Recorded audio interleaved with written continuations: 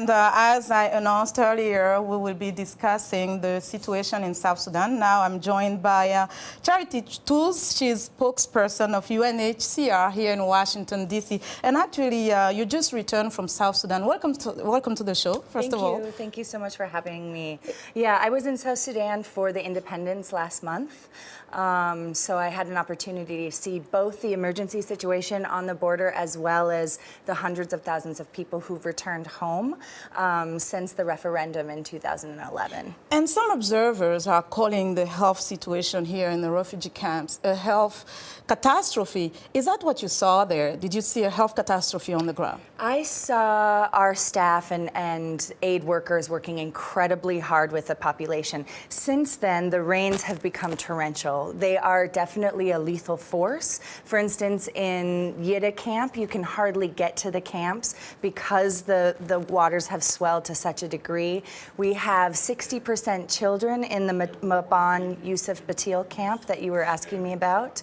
That camp, there are about 40% of the children are suffering from malnutrition.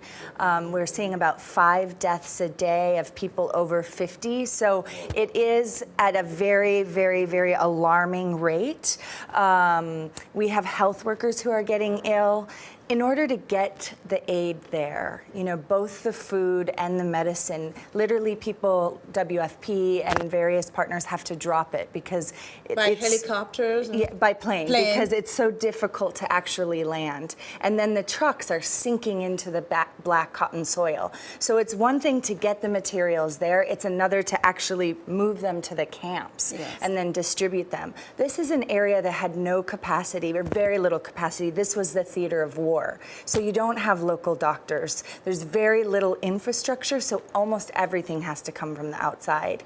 Now we have 200 community workers that are working on cholera cases. There's a hospital for 300 beds. Clearly diarrhea and malaria are a serious issue. We're handing out soaps, building latrines, getting mosquito nets out there, but the rains particularly are making this situation very lethal. Now there are more than 35,000 people in this camp. Do you know the normal capacity of this camp? How many people was it built for? The camp is at 34,000 people. Okay. And it is built for that capacity. Okay.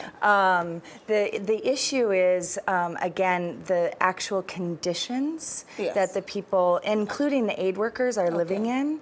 And that, for instance, when people do get over, they're reporting to us a huge amount of conflict and violence and food security on the other side of the border. Yes. With the rains, they're having a hard time getting over. Some of them walk 10 days to 3 weeks, living on grass, whatever they can find. So these people are arriving in really poor conditions, and I think that context is important. Now, realistically, though, considering one of the root causes, if not the root causes, is the conflict, how can this be addressed then to ensure that the influx of refugee can be contained or even decreased?